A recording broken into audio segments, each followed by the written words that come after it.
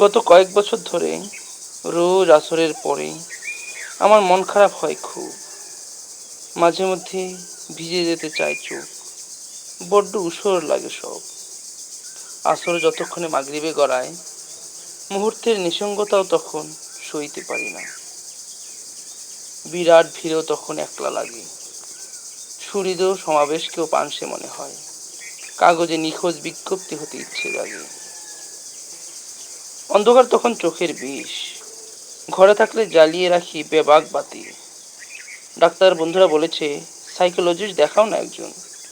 আবার কেউ বলেছে দুশ্চিন্তায় আছো হয়তো, তাই হচ্ছে এমন।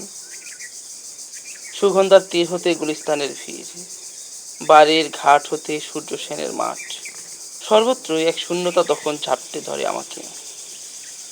তোমার তো এ কথা আমি কই নাই কোনোদিন, বহুদিন বাদে জানলাম। কি আশ্চর্য, তুমি নাকি আমারে মাগরিব বলে ডাকো। কসম করে বলো তো, তবে তুমি কি রোজ আমার নামে এই অভিশাপ আঁকো?